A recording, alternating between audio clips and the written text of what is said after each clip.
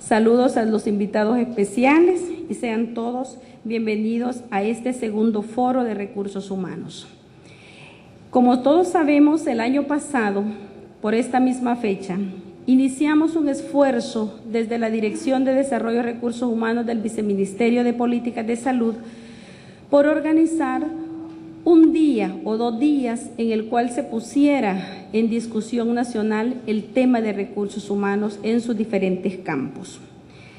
El año pasado el foro estuvo dedicado a establecer como un marco conceptual y las directrices hacia dónde debería dirigirse los recursos humanos en este país, considerando las líneas estratégicas definidas tanto por el Gobierno central como por el Ministerio de Salud en su Política Nacional de Salud. Este segundo foro pretende poner en discusión los avances en esos grandes desafíos que tuvimos, discutir las experiencias prácticas que ya se tienen en una serie de temas del campo de los recursos humanos, de tal manera que podamos establecer como involucrados en ello los diferentes desafíos a ser abordados en cada uno de los planes de nuestras instituciones para poder abordar esa complejidad del campo de los recursos humanos como país, para que al final de todos esos esfuerzos podamos tener realmente recursos humanos desarrollados, competentes, calificados, bien distribuidos y en la cantidad necesaria para hacer avanzar la salud en este país como un derecho humano fundamental.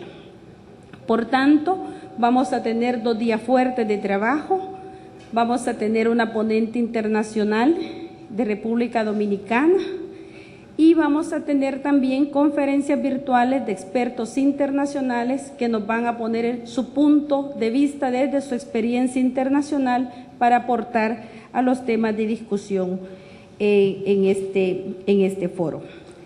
También decirles que el país está en un momento clave para la salud porque se está organizando ya el día de domingo, se inaugura y el señor viceministro lo va a poner más claro que mi persona, el Congreso Latinoamericano. Entonces no hemos querido dejar pasar ese esfuerzo internacional para poder desarrollar también este foro en el contexto de ese Congreso.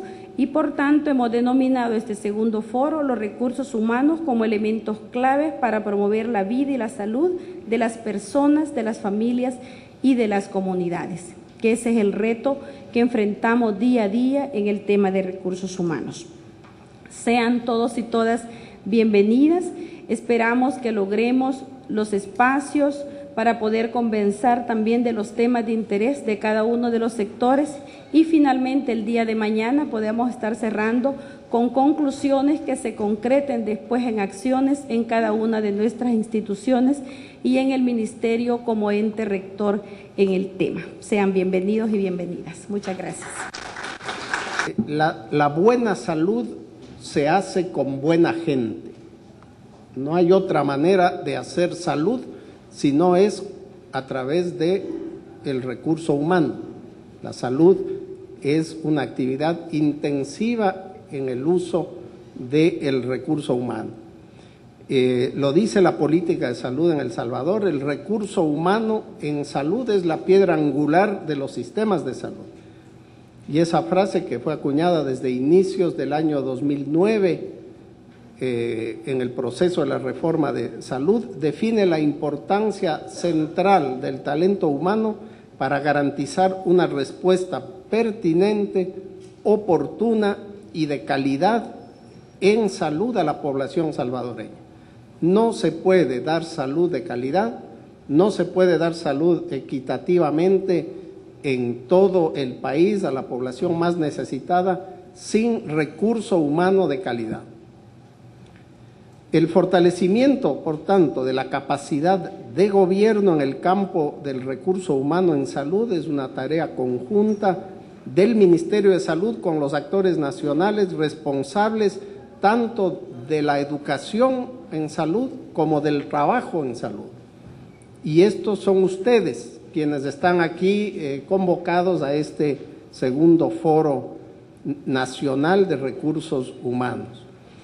En una rápida cronología de los progresos en la construcción de institucionalidad del desarrollo de los recursos humanos en estos últimos años, debo mencionar que ahora El Salvador cuenta con un mecanismo interinstitucional e intersectorial iniciado con la conformación de la Comisión Técnica de Recursos Humanos en Salud, convocada por el Ministerio de Salud, la medición del logro de las metas regionales de recursos humanos, tanto en su línea de base como en la medición a medio término, metas que han servido para identificar las brechas y utilizar esos resultados para la planificación, la oficialización de la Comisión Nacional de Recursos Humanos y el actual establecimiento de mesas de trabajo por áreas estratégicas de la política para su seguimiento e implementación. También cuenta ahora El Salvador con una agenda ordenadora del quehacer nacional en materia de recursos humanos. Y esto gracias a la formulación participativa de la propuesta de la Política Nacional de Recursos Humanos, su consulta nacional, que ha sido ampliamente participante, y su aprobación y el lanzamiento oficial que se realizará el día de hoy. También cuenta El Salvador ahora con un sistema de información con calidad creciente, que es la base para la planificación estratégica de los recursos humanos y es clave para corregir las brechas y garantizar el funcionamiento equitativo, la dotación del personal donde se requiere y con la capacidad necesaria, poniendo en marcha el Observatorio de Recursos Humanos. Actualmente ya se busca la construcción de una comunidad de práctica, la de los gestores de recursos humanos del Sistema Nacional de Salud, que son profesionales distribuidos en los diversos niveles de atención e instituciones del país, empleadores, educadores, gremios, sindicatos y la sociedad civil organizada, todos han sido nombrados aquí presentes, que son quienes deben canalizar la información en respuesta a las necesidades locales en sus comunidades. Como OPS hemos tenido el privilegio de acompañar este proceso desde su inicio y en todas sus fases, tanto con recursos, con nuestro personal propio, como con el financiamiento aportado por la Alianza Global de Recursos Humanos en Salud de la OMS y la cooperación canadiense, a quienes quiero aprovechar para agradecer. Considero que hoy se está cumpliendo un hito importante con este evento de presentación en sociedad de la política de recursos humanos en salud, la difusión del boletín de los recursos humanos y la participación, la convocatoria a este segundo foro nacional, cumpliendo entonces esa fase que fue definida en un primer momento. Ahora, estos significativos avances nos colocan frente a nuevos desafíos de mayor complejidad en el reto del derecho universal a la salud que se ha impuesto este gobierno, y una siguiente fase en el desarrollo de los recursos humanos en salud deberá tomar en cuenta las necesidades tanto de construir una conducción de alto nivel técnico al interior del Ministerio de Salud, pero también frente al Sistema Nacional de Salud. Abrir un diálogo político sectorial entre salud, educación y economía, entre los prestadores de los servicios de salud, los educadores y los financiadores, que permita establecer un frente común de desarrollo, de inversión social y de calidad del cuidado de la salud de los ciudadanos. Es necesario generar un salto técnico para pasar de la administración de personal a la gestión estratégica del trabajo en salud y al desempeño en salud basado en resultados. Es necesario avanzar a la profesionalización de la gestión de políticas de recursos humanos. El liderazgo en materia de política regional a nivel de Centroamérica y República Dominicana requiere el establecimiento de marcos comunes para la calidad de la formación, la homologación de títulos, la habilitación de la práctica profesional, la adopción de un marco común regional para el reclutamiento ético de los profesionales de salud, médicos y enfermeras especialmente, en tiempos de alta movilidad profesional y migración. Por lo tanto, hay múltiples desafíos, pero sobre todo una visión de futuro que efectivamente debe incidir en mejorar la capacidad de respuesta del sistema de salud del país y del cuidado a la salud de la población. No puede haber cobertura o acceso universal a la salud si no hay cobertura y acceso universal de personal de salud comprometido y calificado. Muchas gracias. Parte del doctor Ricardo Sea, un saludo y lamentando no poder estar aquí por otros compromisos institucionales. Para nosotros como Seguro Social, en realidad nos unimos al reto del Ministerio de Salud como el ente rector en la política de formación del recurso humano, viendo el recurso humano en el ámbito del trabajo.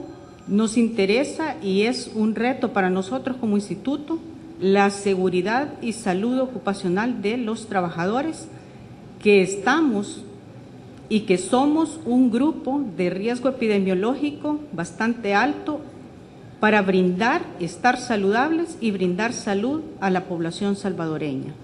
Ese es uno de los mayores retos que tiene el instituto, ¿verdad? Viéndose desde el punto de vista de la seguridad y salud ocupacional.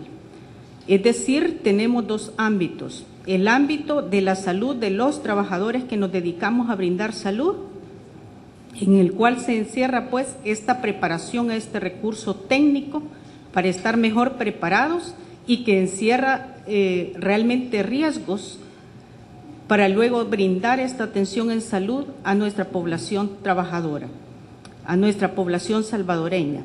Sabemos que como Seguro Social tenemos ciertas limitantes, ¿verdad?, en cuanto a la población a la cual realmente va el enfoque de la seguridad social, pero dentro de ese enfoque está el grupo más grande, uno de los grupos más grandes, que es la población de los trabajadores de la salud. Es a ellos realmente, ¿verdad?, que debemos también enfocarnos en este ámbito. Sabemos que los retos son muchos, sobre todo con la modificación de las técnicas de avance de tratamientos médicos que nosotros tenemos que ir desarrollando, y qué bien que hemos comenzado ya en este segundo foro de lo que es la preparación del recurso humano de estas instituciones. Uno de los compromisos que tiene el instituto también es desarrollar al igual especialistas con calidad y calidez para el desarrollo de este servicio de salud a la población salvadoreña. Del Ministerio de Salud, doctor José Ruales, representante de OPS, representantes de OPS, representantes, funcionarios de instituciones formales, 167 años. Desde su fundación estudiantil, hay que recordar una anécdota de principios de Arturo Armando Molina, que produjo, y lo menciono porque eso produjo un encuentro con el Estado en la época de los 60, cuando el Estado, el gobierno salvadoreño impulsó, si nos pusimos de acuerdo en esa época, si nos pusimos de acuerdo en la época también de la creación del modelo agroexportador, y los universitarios nos movilizamos, una pequeña parte de la población universitaria en este momento se movilizó, y de los 8.7 millones que no nos entregaron en el 2013, solamente nos entregaron menos de 7 millones. Y este año parece que va a ocurrir lo mismo. Los universitarios, contrario a aquella tradición de lucha, nunca había ocurrido que incluso en aquella época, en el 1979, en el marco del golpe de Estado de la Juventud Militar, cuando quisieron trasladar una parte del presupuesto universitario a la cartera de defensa, los universitarios no aceptaron. Y en esta parte, y en estos años, sí ha ocurrido en estos 2 últimos años, porque va a ocurrir. Los universitarios hemos aceptado. Espero que esto se tome como un gesto de amistad, pero que tampoco aceptamos de que se nos exija. No somos idealistas. Sin apoyo material, sin apoyo financiero, eso va a ser un círculo vicioso. y hasta perverso estarle exigiendo a la universidad sin apoyarla adecuadamente. Nosotros estamos haciendo grandes esfuerzos. Así como en el país hay una confrontación de dos modelos, de un modelo neoliberal con sus matices y un modelo más democrático, más participativo, también en la universidad. Y en la Facultad de Medicina ese modelo conservador, elitista, es fuerte. Estamos haciendo grandes esfuerzos en un proceso de cambio curricular en el que nos está apoyando mucho OPS para tratar de formar un profesional pertinente a la realidad actual. Yo voy a decir que sí, hemos logrado excelencia académica cuando los profesionales de la salud y que la facultad forma el equipo puedan enfrentar victoriosamente ese problema de salud y enfermedad que tenemos. De lo contrario, estar hablando de excelencias académicas y la realidad de salud como está, pues no tiene mayor sentido. Y conste que el problema de salud o de enfermedad no es un problema solamente del equipo de salud, es un objetivo político del Estado, es bienestar total, es bienestar integral, bien vivir, buen vivir, como se pueda llamar. Estamos haciendo grandes esfuerzos para eso, pero necesitamos, finalizo con esto, desarrollar mecanismos de interacción, no simples coordinaciones, entre las instituciones formadoras, en este caso la Facultad de Medicina, que es la principal institución formadora de recursos humanos en salud, y los entes rectores y los servicios de salud. Muchas gracias. Hacia la libertad por la cultura. Bueno, tengan todos muy buenos días nuevamente. Voy a hacer una breve exposición que me había solicitado Angelita para tratar de ubicar el proceso de gestión de los recursos humanos en el marco de la reforma de salud. Entonces, hemos hecho una breve recapitulación acá para tratar de ubicar a la audiencia en relación con estos temas. En primer lugar, una breve descripción de cómo encontramos en 2009 que iniciamos todo este proceso de reforma que incluye, por supuesto, a los recursos humanos de salud, ¿verdad? La situación en general, ¿verdad?, del Ministerio de Salud era una infraestructura insuficiente y deteriorada. Ustedes recuerdan todo lo relacionado al proyecto RESA. Encontramos 5 hospitales con un poco más del 50% construido y 0 fondos, ¿verdad?, para terminar de construir lo que debió haberse hecho en la administración anterior, la del 2009. Aparte de eso, la ausencia total del hospital de maternidad y el resto de la infraestructura, no solamente hospitalaria, sino que también de los establecimientos del primer nivel, estaba en un total abandono. Los medicamentos, igualmente, había un desabastecimiento de un 50%, ¿verdad? Y eso quería decir que de cada 2 medicamentos que se prescribían en el sistema público, uno se le entregaba al paciente y el otro se le entregaba la receta para que fuera a comprarlo a la red privada de farmacias a los precios más altos del mundo, ¿verdad? Había una rectoría compartida y debilitada también en el ámbito de medicamentos, responsabilidades para el Consejo Superior de Salud Pública, la Junta de Vigilancia de la Profesión Químico-Farmacéutica, el Ministerio de Salud, etcétera.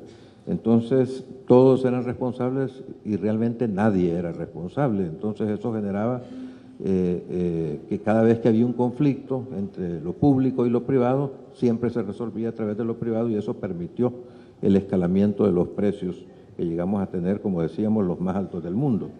El sistema de información, al igual que todos los otros temas, estaba multifragmentado. Encontramos 40 sistemas de información diferentes al interior del Ministerio de Salud. Eso hacía que eran además incompatibles entre sí. Entonces no se podía interactuar y eso hacía completamente imposible poder, digamos, trabajar las bases de datos de cada uno de los programas. Uno quería calcular la mortalidad materna, en un sistema le salía una cifra, en el otro otra, etcétera, y así era con todo. Entonces era imposible pues poder sacar adelante nada. Entonces fue parte de las cuestiones que tuvimos que afrontar. No existía un sistema de emergencias médicas y desastres, la rectoría en general del Ministerio de Salud era muy débil y estaba yuxtapuesta con todas las agencias de cooperación. Y había igualmente una baja cobertura del seguro social, eso es en general una tendencia en toda Latinoamérica, era una dificultad para poder elevar la cobertura porque depende del pleno empleo, o sino que del empleo formal, ¿verdad? Y es muy difícil, ¿verdad?, con los altos niveles de desempleo que hay en todos los países, poder hacer que un sistema como la seguridad social, que está basada en la cotización de los trabajadores, de los patronos, etcétera, pueda dar cobertura como sistema de salud. Entonces, esa era una situación compleja. Hay muchos más elementos, pero estos son los que más impactaban, ¿verdad? Toda esa fragmentación del sistema que era evidente por cualquiera de los puntos por donde uno quisiera iniciar una exploración del mismo, encontrábamos una fragmentación enorme que impedía avanzar en cualquier punto. Teníamos además que todos estos elementos que describíamos acá antes generaba un impacto importante en el gasto de bolsillo de los hogares, que afectaba especialmente a los hogares pobres. Esto referido sobre todo también nuevamente al gasto en medicamentos. Ustedes saben que el gasto total en salud es la suma del gasto público, que es la inversión que el Estado hace, más el gasto privado, que es el gasto de bolsillo de la población. Cuando nosotros llegamos había aproximadamente entre un 60 y un 70% de gasto de bolsillo de la población y como entre un 30 y un 40% era la inversión pública. La mayor parte del gasto privado, es decir, el gasto de bolsillo de los hogares, era en medicamentos, pero eso en términos generales golpeaba más a los sectores más pobres de la población, porque cuando uno desglosaba el gasto de bolsillo de la población por quintiles de capacidad adquisitiva, resultaba, por ejemplo, que el quintil más rico de la población gastaba aproximadamente un 30% en medicamentos, mientras que el quintil más pobre gastaba un 80% de su gasto en salud era en medicamentos. Entonces, los medicamentos, los precios de los medicamentos eran un elemento fundamental para generar un proceso de redistribución de la riqueza a través de salud y posibilitar un mayor acceso a la salud, ¿verdad?, de la población. La salud pues era causa de bancarrota. Un tratamiento antibiótico podía costar más de un salario mínimo. Un parto, la tarifa que se cobraba era en algunos hospitales, en los hospitales públicos, en algunos era $30 y en otros hasta de $40. Y generalmente los hospitales hacían un virtual secuestro de las personas que llegaban a los hospitales, pues no les daban el alta hasta que no llegaba la familia a pagar el importe de lo que había costado el parto y toda esta situación, ¿verdad? Y esto era una situación realmente muy difícil porque teniendo un porcentaje importante de la población que vivía con menos de $1 diario, cobrar $40 o $30 por atender un parto significaba dejar sin alimentación a toda la familia durante un mes, ¿verdad? Lo cual era una situación realmente catastrófica para cualquier farmacia, para cualquier familia, ¿verdad? Entonces, esa fue una de las razones, ¿verdad?, por las cuales el proceso de reforma, la primera acción que se tomó fue la supresión de todos los cobros en el sistema público la primera semana, ¿verdad?, que se llegó al Ministerio de Salud, que asumió el nuevo gobierno, ¿verdad? Esto significó un incremento de la demanda de servicios de salud que osciló entre un 25 y un 40%, ¿verdad? Las zonas donde más se incrementó la demanda eran precisamente las zonas más pobres, lo que demostró que efectivamente el cobro de los servicios en el sistema público era una barrera importante para el acceso a los servicios de salud.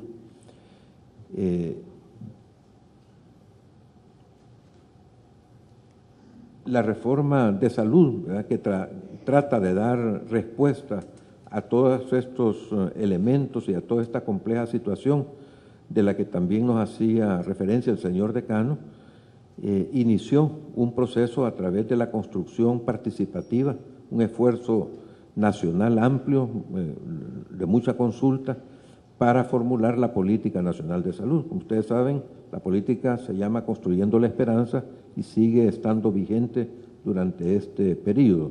Probablemente hagamos algunos ajustes, ¿verdad?, sobre los temas en que a partir de lo que se ha logrado es necesario retomar para continuar avanzando y profundizando la reforma de salud, pero en términos generales los objetivos planteados en el documento inicial, ¿verdad?, de Construyendo la Esperanza van a continuar orientando el proceso de reforma.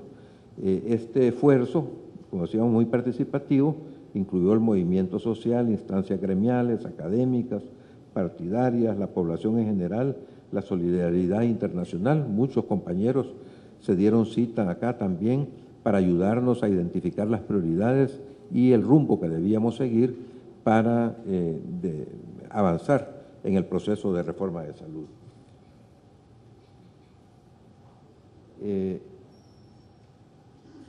La reforma de salud concibe la salud como un bien público y como un derecho humano fundamental. Esto es importante, no todas las constituciones de todos los países latinoamericanos la identifican como un derecho humano fundamental. La nuestra, afortunadamente, sí, ¿verdad? Pero hay constituciones, por ejemplo, la Constitución de Estados Unidos no la identifica como un derecho humano fundamental. Y en el seno de la Organización Panamericana de la Salud, donde se definen muchas de las políticas internacionales, ¿verdad?, ha sido fruto de un constante enfrentamiento, digamos, a la hora de definir temas como la cobertura universal de salud o el acceso universal de salud, ¿verdad?, la generación de bloques de países que se enfrentan entre los que quieren garantizar el derecho humano a la salud a sus poblaciones y los que no lo hacen porque albergan en estos países, por ejemplo, las grandes compañías transnacionales o los grandes complejos médicos industriales y farmacéuticos que ven en la salud y en la capacidad de compra un negocio importante y una fuente importante de ingresos, ¿verdad? Entonces, eso ha sido fruto de múltiples debates que también ha servido en buena parte para tomar conciencia de lo que significa un derecho humano fundamental. Pero es importante tomar esto en consideración, ¿verdad? Muchos de los países donde subsisten gobiernos extremadamente conservadores, ¿verdad?, no consideran que la salud debe ser un bien público, ¿verdad?, sino que una mercancía que debe estar en disposición y a la medida de la capacidad de pago individual. Es decir, usted puede tener tanta salud como pueda comprarla. Usted puede tener acceso a tanta tecnología como pueda pagar. Usted puede tener acceso a tanta hospitalización y condiciones de estancia como pueda pagar, ¿verdad? Entonces, esas dos, en general, en casi cualquier tema que se adopte, es la contradicción fundamental que subsiste en todos los conflictos que se generan en salud. En el caso de los medicamentos es la misma historia, ¿verdad? Hasta dónde los medicamentos, que son un elemento importante para garantizar el acceso a la salud, ¿verdad?, deben ser una mercancía o no. Todo el lío, por ejemplo, con las patentes, con los medicamentos de marca que tienen protección durante 20 años a partir de su lanzamiento y que da el monopolio exclusivo de la comercialización, ¿verdad?, a la compañía que es dueña de la patente, tiene a la base esta situación, ¿verdad? Y es lo que impide, por ejemplo, igualmente que se haga investigación para nuevos medicamentos o para nuevas tecnologías en enfermedades que no padecen los países donde se concentra la mayor riqueza, ¿verdad? No hay investigación para nuevas moléculas, por ejemplo, en el caso de la tuberculosis, en el caso de la enfermedad de Chagas, muchas enfermedades parasitarias de los cuales adolecen los países subdesarrollados, no se hace investigación por esta situación, ¿verdad? Porque El ébola, por ejemplo, es un ejemplo muy claro. El ébola existe desde 1976. Ya antes existía, pero en 1976 fue cuando ya se identificó el virus, ¿verdad? Y se dijo, esto es la enfermedad del virus del ébola por el río que pasaba allí en el Congo cerca, donde surgió el brote inicial, donde se identificó. Desde 1976 hasta la fecha han habido por lo menos unos 25 brotes con más de 100 casos, muchos, algunos con varios miles de casos de enfermedad de ébola, pero eso nunca fue objeto de alarma ni de movilización de recursos, nunca, ¿verdad? Porque no significaba una amenaza para los países desarrollados, ¿verdad? Hoy, por primera vez, la globalización, las comunicaciones, el desarrollo de los vuelos, del intercambio y todo eso, hizo que por primera vez, ¿verdad? Trabajadores de salud que fueron repatriados a sus países adoleciendo de la enfermedad, alarmara la posibilidad de que los países desarrollados también pudieran tener casos o brotes de ébola. Entonces hoy sí hubo una movilización importantísima de recursos, alarma a nivel mundial, etcétera, para tratar de localizar la epidemia al continente africano, ¿verdad? Y luego irla reduciendo, ¿verdad? hasta terminar, ¿verdad? Pero es importante tener esa connotación. Fíjense que en los primeros 4 meses de la enfermedad, cuando se inició el brote actual de ébola, en los primeros 4 meses de la enfermedad, en Sierra Leona se registraron un poco más de 800 casos. De esos murieron alrededor de 360. En ese mismo periodo, en esos mismos 4 meses, murieron en esa misma zona 3.000 personas de malaria. Murieron más de 800 de enfermedades diarreicas, ¿verdad? Una cantidad increíble de muertes por meningitis, pero eso no llamó la atención. Lo que llamaba la atención y generaba la alarma, ¿verdad? Y despertó también la codicia de todo el complejo médico industrial, es el ébola, ¿verdad? Porque la fabricación del miedo generó, por ejemplo, una escasez a nivel mundial de todos los trajes estos de bioseguridad, esos trajes que se ponen para precaverse de la infección. Hay una escasez a nivel mundial, una demanda enorme de hospitales de campaña y de una serie de situaciones. Entonces, traigo esto a colación porque es importante ver cómo la posibilidad de comercializar la salud, la posibilidad de generar ganancias, actúa negativamente con respecto a nuestros países, ¿verdad? En términos de considerar la salud como una mercancía y no como un derecho humano fundamental. Pero bueno, estoy saliendo del tema. En términos generales, la salud, decimos, la reforma la considera un bien público y un derecho humano fundamental que debe ser garantizado por el Estado. En respuesta a eso también pretende reorientar el Sistema Nacional de Salud hacia la promoción de la salud y la atención primaria de salud. La atención primaria de salud con elementos básicos, ¿verdad?, de organización comunitaria, participación social, búsqueda constante de la equidad, trabajo intersectorial, que son los principios de la atención primaria, ¿verdad? Y la promoción de la salud con una dimensión mucho más amplia que solamente estar estimulando estilos de vida saludables, ir más allá, ¿verdad? Identificar la determinación social de la salud, los factores que condicionan los procesos de enfermarse y morir para atacar de raíz los problemas generadores de salud y buscar un modelo de desarrollo más incluyente y menos agresivo contra el medio ambiente. Fortalece, ¿verdad?, la reforma de salud, la organización comunitaria, la participación social y el trabajo intersectorial, que como acabo de decir, son los elementos fundamentales de la atención primaria de salud.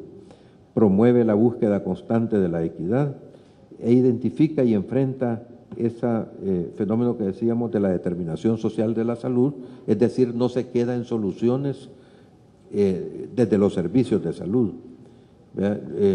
Por ejemplo, yo últimamente los periódicos de mayor circulación acá decían, por ejemplo, la epidemia se salió del control del Ministerio de Salud. El Ministerio de Salud no ha logrado contener los casos de dengue. ¿Verdad? Bueno, tenemos 11 semanas que ya va a la baja la epidemia, pero lo que quiero decir acá es que el dengue no es un problema de los servicios de salud.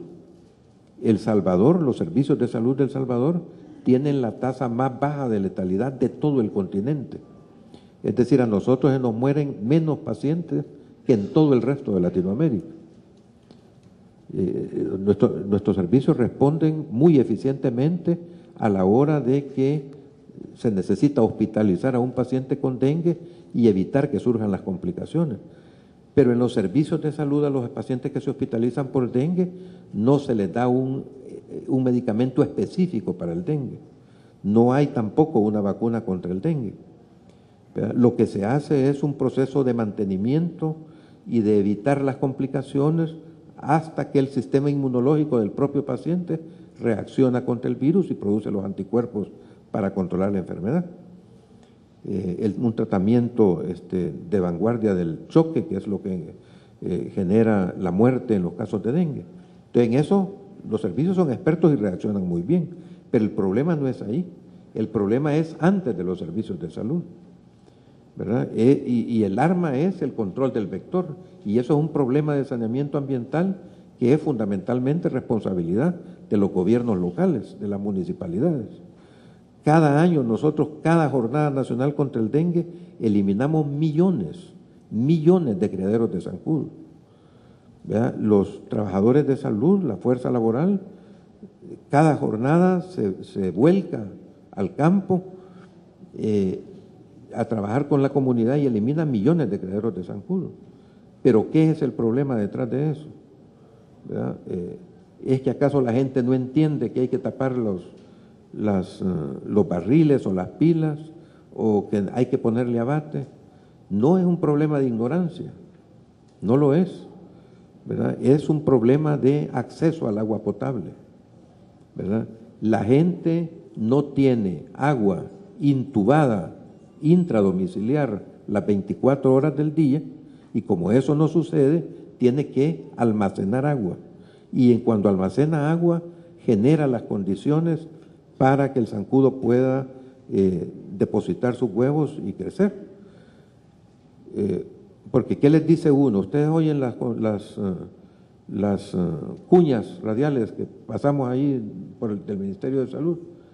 Lave su pila cada 7 días, frótele con lejía la untadita, frote con lejía las paredes, chuponé y haga y esto y todo. ¿Qué supone eso? Que la gente tiene que vaciar la pila, tiene que botar el agua que tiene en el barril para poder lavarlo. ¿Cuánto paga cada uno de los que está acá por 1 metro cúbico de agua? 82 centavos de dólar le pagamos a la ANDA por cada metro cúbico de agua. 1 metro cúbico de agua tiene 5 barriles. ¿Cuánto le cuesta a un poblador de un tugurio un barril de agua? Le cuesta $1. Ellos están pagando $5 por lo que nosotros pagamos 82 centavos. Entonces no es cierto que va a botar el agua del barril. No la bota, ¿verdad? Para lavar el barril. Entonces es un problema de determinación social. Eso condiciona cómo la gente se enferma y se muere de dengue o de fiebre chikungunya, porque el zancudo es el mismo, ¿verdad? Entonces es importante tomar conciencia de esto y resolver de raíz esta situación. Es un trabajo de todo el país, de todas las fuerzas vivas del país para resolver una situación como esa, ¿verdad? Bueno, la reforma identifica 8 ejes prioritarios dentro del proceso de reforma de salud. Las redes integrales de servicios de salud, es decir, que los establecimientos de salud no trabajen como compartimientos estancos, ¿verdad? Sino que estén integrados entre sí. Acá nuevamente tuvimos nosotros un problema, por ejemplo, con el crédito del Banco Mundial, que es por $80 millones, donde se habían reservado $12 millones para construcción de nuestro sistema único de información en salud. Eso es la columna vertebral de esta integración en red de los establecimientos de salud, ¿verdad? Con la integración en red nosotros íbamos a poder tener el expediente en línea, es decir, cualquiera de los que está acá tiene un accidente por la unión, ahí ponían su numerito, veían su DUI, inmediatamente iban a tener en línea, aunque usted estuviera inconsciente y no pudiera dar datos, si tiene alguna enfermedad crónica, si es hipertensa, si es, qué sé yo, cualquier cosa, su tipo de sangre o lo que sea, para poder atender mejor y más rápidamente en cualquier lugar del país. Pero la derecha nos recortó allí en la Asamblea Legislativa 8 millones de dólares. No, dijo, eso lo quiere el Ministerio de Salud para darle juguetillos informáticos a los médicos, ¿verdad? No, 4 millones es suficiente. Claro, nos dejaron la tercera parte de lo que necesitábamos. Nosotros priorizamos el instrumento, tenemos la carretera informática, tenemos el sistema, tenemos todos los módulos, la potencialidad para tener ya todos los expedientes en línea en todo el territorio nacional. ¿Qué nos falta? La conectividad, que los médicos y los promotores tengan su tarjetita, su tableta, donde puedan desde allí ir digitando la enfermedad, eliminaríamos la fase de papel, nunca más tendríamos que ocupar líquidos contaminantes para revelar las placas, porque todo estaría en línea, ¿verdad? Y tendríamos mucha mejor atención, los sistemas de referencia y retorno. Fíjense que ahorita, por ejemplo, una mujer llega en Cacaopera a su control prenatal, ahí le llevan el control prenatal, pero si la mandan cuando llega a atenderse su parto al hospital de Gotera, allí no saben qué ha pasado en el primer nivel, porque en el primer nivel lo que hay es un expediente físico en papel, y en el hospital de Gotera lo mismo, ¿verdad? Un expediente físico. Y si el embarazo se complica y la remiten al hospital de maternidad, en el hospital de maternidad no saben lo que ha pasado en Gotera ni saben lo que ha pasado en el primer nivel de atención.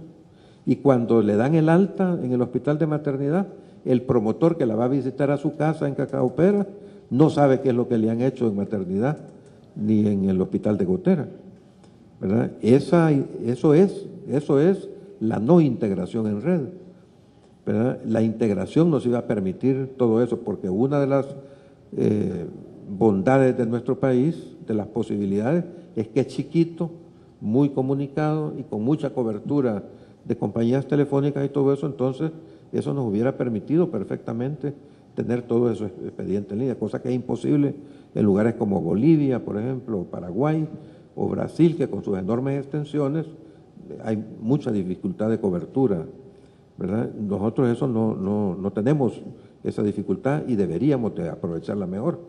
Pero allí pues los señores de Arenas nos recortaron 8 millones de dólares y hoy vamos de poquito en poquito consiguiendo para irle comprando las tabletitas a los promotores, ¿verdad? Para que puedan hacer eso que hubiéramos podido hacer rápidamente y ya lo tuviéramos en línea. Bueno, redes integrales de servicios de salud es el primer eje. El Foro Nacional de Salud, una organización comunitaria independiente del ministerio, porque no queremos que nos digan lo que queremos oír, sino que lo que está pasando. Para eso se organiza el Foro Nacional de Salud, el Instituto Nacional de Salud, que aquí teníamos un representante, creo que todavía está por acá, sí, ¿verdad? Que no es para competir, digamos, con las instituciones formadoras, tiene una escuela de gobierno, ¿verdad? Que para capacitar los cuadros estratégicos del ministerio y tiene también a cargo la investigación en salud, lo que las instituciones formadoras no hacen, pero que nosotros necesitamos, podemos organizarlo a través del Instituto Nacional de Salud, como hoy que estamos teniendo dentro de algunas semanas los resultados de la encuesta MIX, que sustituye a la encuesta FESAL y que pronto podremos difundir esos datos.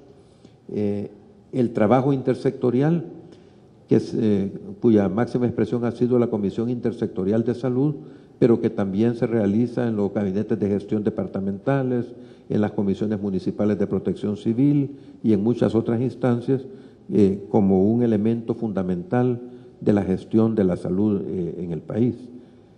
Bueno, me fueron todos de un solo. Bueno, medicamentos es otro eje estratégico, el sistema de emergencias médicas, que ya ha iniciado su funcionamiento en el área metropolitana. La Dirección de Desarrollo de Recursos Humanos, o más bien el desarrollo de recursos humanos, es el eje, es la encargada de llevar adelante esa gestión. Y el Sistema Único de Información, que ya les contaba cómo encontramos 40 sistemas diferentes y cómo nos recortaron la posibilidad de tener el sistema en línea. Me pedía Angelita que hablara del papel de los recursos humanos en el ámbito de la cobertura universal de salud y el acceso universal de la salud, que no son sinónimos, ¿verdad? Una cosa es cobertura, usted puede tener una clínica en cada barrio y en cada colonia y tiene 100% de cobertura. Pero si cobran los servicios, hay una barrera y no tiene acceso universal. Entonces, cobertura y acceso no son sinónimos, ¿verdad? Cobertura es el hecho de que usted tenga y cumpla con la responsabilidad de estar presente en todo el territorio nacional con servicios, ¿verdad? Pero el acceso supone todas las barreras que puedan presentarse. La económica es la más importante, pero también hay barreras tecnológicas, de raza, de género, de orientación sexual, etcétera, que también es necesario abolir para que todos tengan acceso a los servicios. Por ejemplo, hay mucho rechazo a los grupos que tienen orientación sexual diferente, pero da la casualidad que precisamente la epidemia de VIH está concentrada en estos grupos. Entonces, si nuestro personal tiene actitud de rechazo o de burla o de lo que sea, ¿verdad?, hacia estos grupos no se acercan a los servicios. Y entonces la epidemia continúa y salta hacia otros grupos que no son necesariamente estos mismos, ¿verdad? Entonces es importante, no solamente porque independientemente de su orientación sexual son personas que como personas tienen derecho a la salud, ¿verdad?, sino que también para protección del resto de la comunidad, ¿verdad?, el evitar todas estas situaciones y desprendernos de todos estos tabúes, ¿verdad? Entonces, el acceso a la salud, ¿verdad?, es otra cuestión que tenemos que discutir y hablar mucho. No es igual al acceso a los servicios. El dengue, decíamos, es una situación, ¿verdad? Estar saludable no depende únicamente de los servicios de salud. La insuficiencia renal es un ejemplo más claro en esto, ¿verdad? La respuesta desde los servicios de salud a la insuficiencia renal es unidades de diálisis, programas de trasplante renal. Los dos son carísimos, ¿verdad? Pero la respuesta estratégica a la insuficiencia renal no radica en los programas de diálisis ni en los programas de trasplante, por más que sean necesarios y que hay que instalarlos. La respuesta estratégica es el control de los agrotóxicos, que son los que causan el daño renal y generan la insuficiencia. Entonces, si nosotros nos quedamos con la idea de que el acceso a la salud es el acceso a los servicios, la solución que brindamos es únicamente programas de trasplante y unidades de diálisis, ¿verdad? Pero si pensamos, ¿verdad?, que lo que debe tener la gente es acceso real a la salud, entonces tenemos que dar el salto y diseñar mecanismos de regulación de los productos agroquímicos que utilizan nuestros agricultores. Y eso nos obliga a ponernos en contacto con el Ministerio de Agricultura, con el Ministerio del Medio Ambiente, con el Ministerio de Economía, etcétera, ¿verdad?, para generar todo un ámbito regulatorio que permita prohibir las sustancias que efectivamente causan la enfermedad renal y sustituir esos elementos por otros que nuestros agricultores pueden emplear para que la economía nacional no se venga o eso tenga repercusiones en cuestiones alimentarias. Entonces ese es otro punto, ¿verdad? Entonces, debemos recordar que el imperativo moral y ético del sistema de salud es proporcionar acceso a la salud, no solamente a los servicios. Los servicios de salud están contenidos en el acceso a la salud, pero no son el único elemento, ese es el punto, ¿verdad? el sistema de salud supone, ¿verdad?, ir más allá de los servicios, un ambiente sano y seguro, un marco regulatorio, identificar las inequidades poblacionales, la acción sobre el factor que los determina, que es el modelo de desarrollo hiperconsumista, depredador e insostenible que tenemos actualmente. ¿Verdad? Esa es, digamos, lo que debe perseguirse para realmente generar un ambiente, un entorno saludable para la población. Algunos logros del proceso de reforma, en la gratuidad, ya abordamos esto antes, el fortalecimiento de la red de servicios de salud, acercando los servicios a la población, 520 ECOs familiares y especializados se han desplazado allá, el reforzamiento de la infraestructura, la inversión en infraestructura que se ha hecho hasta esta fecha es la más grande en toda la historia del país. El esfuerzo que se ha hecho en contratación de recursos humanos es el más grande en toda la historia del país. ¿Verdad? No hay, digamos, antecedentes, ¿verdad?, en este sentido, antes del actual gobierno, ¿verdad? Entonces, es una situación que no se reconoce, ¿verdad? No se reconoce. Hemos sido tratados muy desigualmente por los medios. Cuando nosotros llegamos había 50% de desabastecimiento.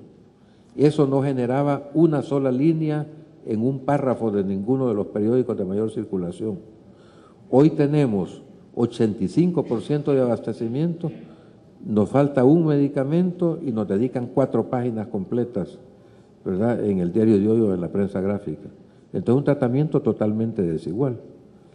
Fíjense que cuando nosotros cumplimos el objetivo del milenio de la mortalidad materna, convocamos una conferencia de prensa para informarle al país que El Salvador había cumplido el objetivo del milenio de la mortalidad materna, que de 170 muertes maternas por 100.000 nacidos vivos, que fue el punto de partida, el país había alcanzado ya 50 muertes maternas por 100.000 nacidos vivos.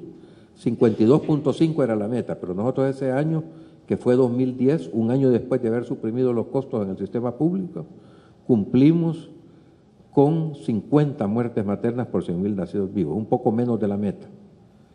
Entonces convocamos a los medios, llegaron todos los medios, les anunciamos, les contamos, ¿verdad?, cómo era, ¿verdad?, que ya solo habíamos tenido 50 muertes y que dábamos por cumplida la meta del milenio.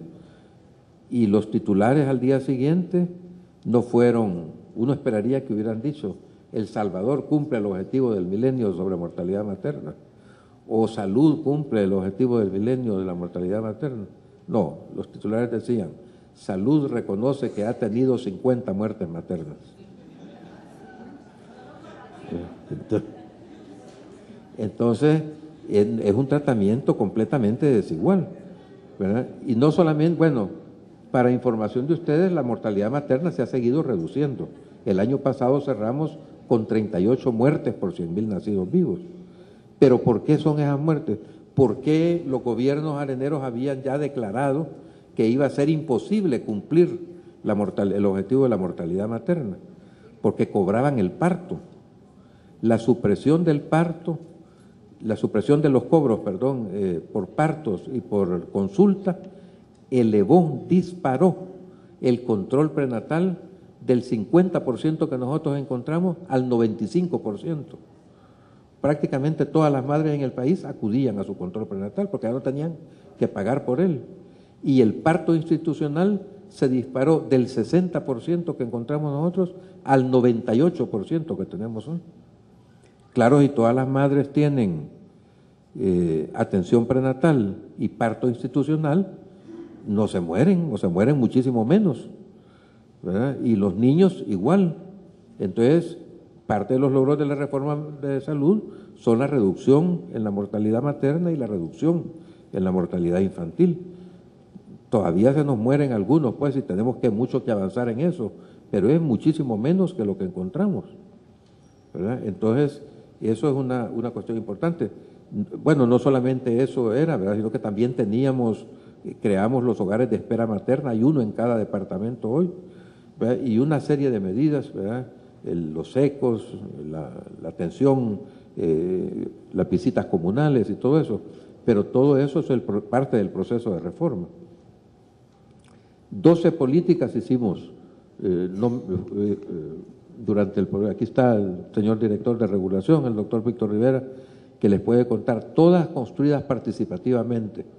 Más de 400 actores han participado en la construcción de esas políticas. No es que el ministerio se sentó, redactó y dijo, esta va a ser la política tal. Todas, la política de salud sexual y reproductiva, la política de lactancia materna, la política de salud mental, todas las políticas que se han construido han tenido un proceso participativo largo, hasta de un año a veces o más, ¿verdad? Pero todas han sido participativas. Es una nueva forma de hacer políticas públicas, ¿verdad? Un proceso muy interesante que en alguna ocasión se las contará Víctor. Y también una amplia participación social y construcción del Foro Nacional de Salud, ¿verdad? Que como decimos, es también uno de los ejes estratégicos del proceso de reforma.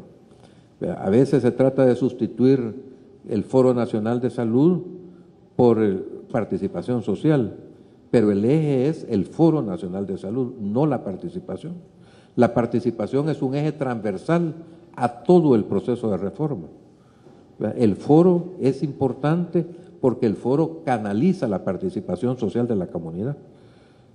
Por ejemplo, acabamos de lanzar, como parte también del desarrollo de los recursos humanos, acabamos de lanzar la política de participación social para el trato humanitario en los servicios de salud, que obliga a todos los establecimientos de salud, hospitales, unidades de salud, todos van a tener un comité de Contraloría Social que está integrado paritariamente por personal de salud y personal del Foro Nacional de Salud, para evaluar el funcionamiento de las unidades, el trato humano, la calidad de la atención, etcétera. Eso va a ser un salto de calidad en el desempeño de nuestros trabajadores, en el desempeño de las unidades y de los centros hospitalarios, ¿verdad? Y van a tener a cargo también el evento de rendición de cuentas anual, ¿verdad? Entonces es una gestión participativa, ¿verdad? Importantísima para nosotros y para el proceso de reforma.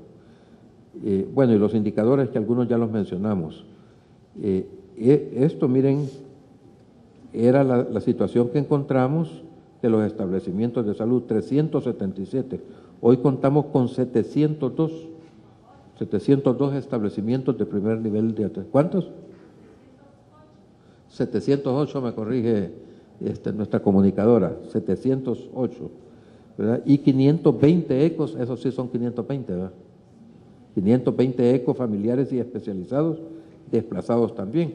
Hoy enfrentamos un nuevo reto, ¿verdad? ¿Cuál es la respuesta que va a dar el proceso de reforma a la salud urbana? Porque estos 520 ecos se han desplazado fundamentalmente en el área rural, porque eran los más abandonados, los más excluidos, los menos atendidos, que no tenían acceso a trabajadores de salud, ¿verdad? Pero hoy necesitamos ya, una vez hecha esa cobertura, responder a los retos de la salud urbana, que son diferentes, ¿verdad? No es simplemente que si los ecos en el campo tienen 3 promotores, aquí como vive más gente les vamos a poner 6 promotores. No es eso, los retos acá son diferentes. La gente está mucho más cerca de los servicios de salud y los retos son otros, ¿verdad? El hacinamiento, la migración, los problemas de salud mental, la violencia, son otros los retos en la salud urbana que son diferentes a la salud rural. Entonces la respuesta no puede ser idéntica, ¿verdad?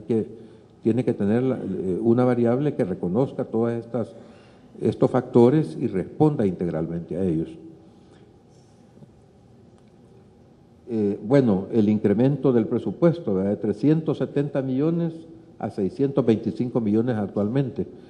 Claro, nos dicen, y entonces si han duplicado el presupuesto de medicamentos y antes había 50% de abastecimiento, ¿por qué no tienen hoy 100% de abastecimiento? Pues también es claro, porque hemos duplicado la cobertura. Hemos duplicado la cobertura. La cobertura de responsabilidad del ministerio es como alrededor de un 75 o un 80% de la población, porque el seguro da como a un 23% aproximadamente. ¿verdad? Bienestar magisterial, sanidad militar, juntos suman aproximadamente unos 2 o 3%, y el resto es responsabilidad del ministerio. Pues lo que era responsabilidad del ministerio, solo había cobertura en un 50%. Hoy le damos cobertura al 100%. ¿Todo eso qué significa? Más consultas, más recetas, más medicamentos. Entonces no era mecánico que si duplicábamos el presupuesto de medicamentos, íbamos a duplicar la cantidad de medicamentos, ¿verdad? Entonces, además, hay una cultura muy, digamos, larga y mucho injertada en la gente, de automedicación, de recetas de complacencia también. Los médicos prescriben 5, 6, 7 medicamentos a veces, cuando lo lógico es que no prescriban más de 3 medicamentos por consulta. En fin, hay mucho que hacer en uso racional de medicamentos todavía. Bueno, digamos, esto es el incremento presupuestario. Este es el incremento en medicamentos. Miren, lo que está en columnas moradas es el presupuesto votado, que eso es lo que nos aprueba la Asamblea Legislativa. Y lo que está en cuadriculadito son los refuerzos presupuestarios por los que siempre nos andamos peleando con el Ministerio de Hacienda, ¿verdad? Entonces, pero en términos generales, realmente lo que al final del año disponemos de medicamentos es esto, ¿verdad? Este techo. Entonces, realmente hemos incrementado el presupuesto que encontramos en 2008, que era de aproximadamente unos 36 millones a 57 millones, ¿verdad? Que es el que teníamos en 2013 y algo similar en 2014, ¿verdad? Que es lo que tenemos, ¿verdad? De lo que disponemos actualmente. Estos son los que fueron cubiertos al suspender las cuotas voluntarias, ¿verdad? 1,5 millones de personas que no acudían a los servicios porque no tenían con qué pagar el dólar de la consulta, ¿verdad? Y los que fueron atendidos por el modelo de atención, casi 2 millones de personas.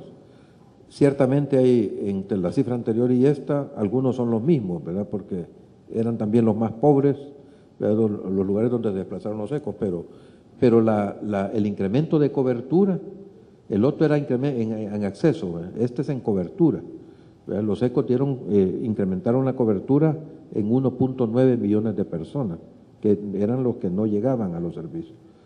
Bueno, estas son el trabajo intersectorial.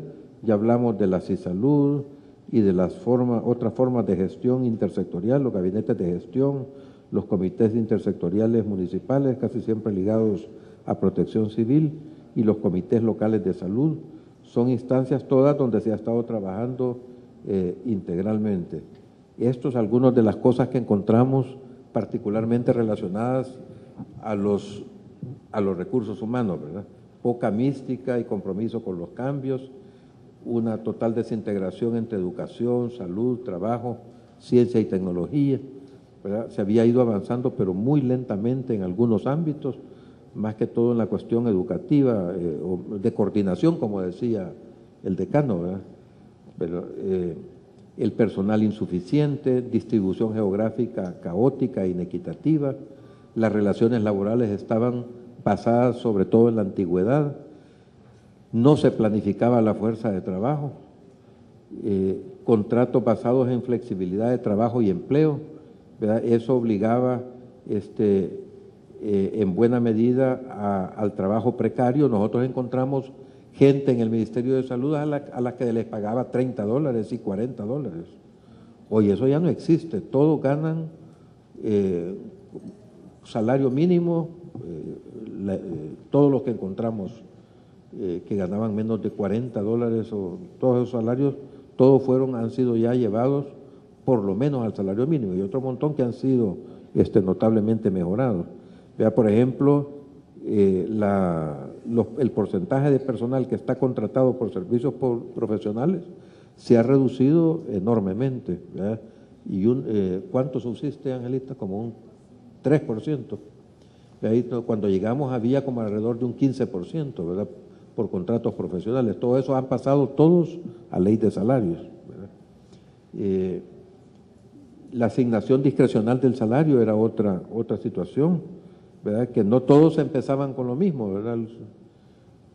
sino que ahí se asignaba discrecionalmente esto. Los climas laborales complejos y relaciones laborales conflictivas era otro elemento del día a día en el ministerio, ¿verdad? La reforma, por eso, igualmente plantea que los recursos humanos son la piedra angular de la reforma.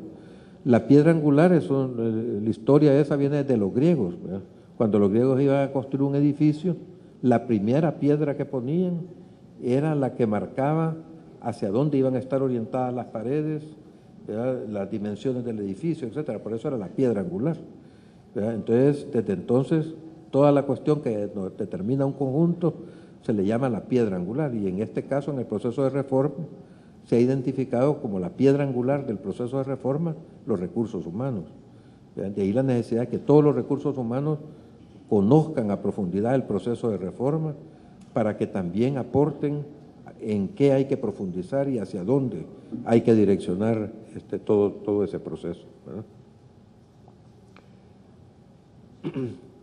En términos de desarrollo de recursos humanos, ¿verdad? Lo que se ha logrado, ¿verdad? Procesos de mejoras en las competencias de los gerentes, se han dado cursos a los directores de hospitales, a los directores regionales, a los coordinadores de CIBASI, todos ellos, ¿verdad? Han estado recibiendo en una gran variedad de cursos, formación y capacitación para gestionar mejor los establecimientos de salud y el personal a su cargo, ¿verdad? Ha habido mejoras también en la dotación y la distribución de los recursos humanos, una intensa participación también en el proceso de planificación, tanto a nivel estratégico como operativo, políticas de regulación como la que lanzamos hoy y mejoras en la transparencia de los procesos de residencias médicas, años sociales e internos. Esto ha sido un auténtico dolor de cabeza, ¿verdad? No encontramos una total discrecionalidad, por ejemplo, en la elección de las personas que entraban a las especialidades médicas a formarse como especialistas. Ahí los directores disponían, ¿verdad? O el ministro mandaba la lista de quienes debían entrar, a quienes debía priorizarse. Eso ahí nos lo dijeron en los pleitos que tuvimos cuando se liquidaron las unidades de enseñanza, que se llamaban, que habían en cada centro hospitalario, ¿verdad? Entonces, claro, ahí tenían un negocito porque todos los cursos que daban ahí se los cobraban a los residentes. Entonces, como eliminamos toda esa cuestión y formamos las unidades de formación, entonces los que regenteaban esas unidades de enseñanza se volvieron contra nosotros y tuvimos tremendos conflictos ahí, que fuimos a parar a la Procuraduría para la Defensa de los Derechos Humanos, y ahí está grabado cuando ellos aceptaron de que efectivamente los ministros les mandaban las listas de quienes debían ingresar como especialistas y toda la cuestión. Hoy ese proceso es completamente participativo. Todas las universidades participan en el proceso y están ojo al Cristo ahí de que no vaya a haber ningún chanchullo ni nada que se parezca. Entonces la selección es mucho más transparente, más objetiva, tiene sus debilidades, de vez en cuando aparece algo ahí que nos da luces de cómo ir modificando, pero además se ha devuelto eso a las instituciones formadoras, porque a raíz del conflicto eso quedó completamente separado. Había una planta que prestaba servicios y una planta de docentes, ¿verdad? Pero los docentes fueron quedando al final en manos del Ministerio de Salud, que no es una institución formadora, ni está capacitada para hacerlo, ni es esa su misión. Entonces hubo todo un proceso de devolución, ¿verdad?, hacia las facultades de medicina fundamentalmente, todo ese proceso de formación de especialistas, que todavía está en marcha, pero que se ha avanzado un gran trecho en ese sentido. Bueno, el diseño de la Política Nacional de Recursos Humanos, que se ha construido en el seno de la Comisión Intersectorial de Recursos Humanos, es otro punto. Y la oficialización e implementación del nuevo manual de puestos, alineado al proceso de reforma, que también fue otro dolor de cabeza ahí para los compañeros de la dirección, ¿verdad? Y de pleitos tremendos también al interior del ministerio, porque allí, fíjate, cuando nosotros llegamos, la inmensa mayoría de los puestos era, se contrata al fulano en el puesto tal, con funciones de tal cosa, y las funciones no tenían nada que ver con el puesto. Entonces, ordenar eso fue terrible, ¿verdad? Enorme, un esfuerzo importantísimo, sigue siendo, ¿verdad, Angelita? Ahí ya le va a contar, Angelita. Bueno, esto es, miren, la densidad de recursos humanos por 10.000 habitantes, ¿verdad? La norma dice que debe ser alrededor de unos 25 recursos humanos por cada 100.000 habitantes. Pero ¿qué encontramos nosotros? Lo que está en azul, es lo que encontramos, ¿verdad? Lo que encontramos en 2010 cuando se hizo la medición, y lo que está en rojo es 2012. ¿Cuándo vamos a hacer la otra medición? En enero, ¿verdad? En enero esperemos que esto se modifique, salga todavía mejor. Pero mire, esto quiere decir, fíjense por ejemplo, la Unión tenía un poco menos de 5 recursos por 10.000 habitantes, hoy tiene 11, o en 2012 se encontraron 11. Morazán 4, hoy tiene 13. San Miguel 21, hoy tiene 22. Usulután 11, hoy tiene 17. San Vicente 8, hoy tiene 19. O sea que se ha redistribuido la fuerza laboral en salud. Ha habido una notable avance hacia la equidad. No estamos todo lo bien que quisiéramos, pero estamos notablemente mejor que cuando lo encontramos, ¿verdad? Hay más acceso de la población a recursos humanos calificados que cuando encontramos nosotros el ministerio, ¿verdad? Y esto ha significado también que San Salvador, que concentraba el 42%, haya reducido a 42 recursos por 10.000 habitantes, haya reducido a 35. Las grandes ciudades en general son las que han experimentado una reducción, ¿verdad? San Salvador, La Libertad, Santa Ana un poquito, San Miguel un poquito, ¿verdad? Son los que han experimentado una reducción. Pero en realidad la mayor parte de los departamentos donde había muy pocos recursos humanos han incrementado el proceso de recursos humanos disponibles. ¿Qué son los desafíos para seguir avanzando hacia la cobertura universal de salud? Bueno, siempre, ¿verdad? Recursos humanos competentes con una adecuada dotación y bien distribuidos. Disminuir las inequidades haciendo énfasis en aquellos departamentos con menor densidad de recursos humanos de salud, lo que vimos en la lámina anterior. Mejorar la gestión local de los recursos humanos, es decir, seguir capacitando a los compañeros, sobre todo para que puedan responder hoy a todo el proceso de Contraloría Social que va a tener la sociedad civil. No va a ser igual. El buzón de la sugerencia tiene una llave el Foro Nacional de Salud y otra llave el foro del director del hospital. Entonces, no van a poder esconder ahí los papelitos.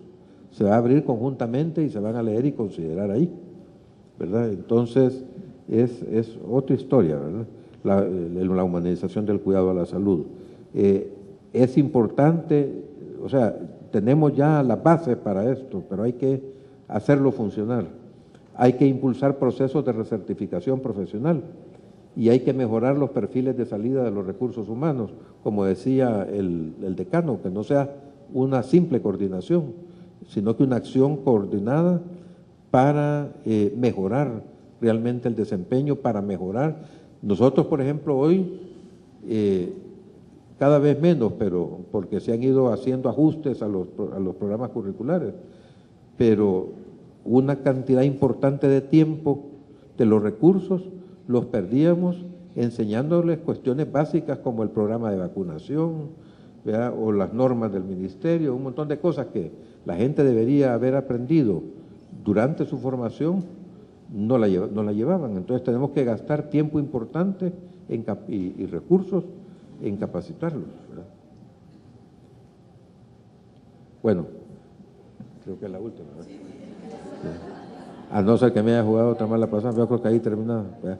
Bueno, entonces, esos, ¿verdad?, son las cosas que traía yo. Perdonen que me haya extendido tanto, pero hablando de fútbol se emociona uno, decía un comentarista. Muchísimas gracias.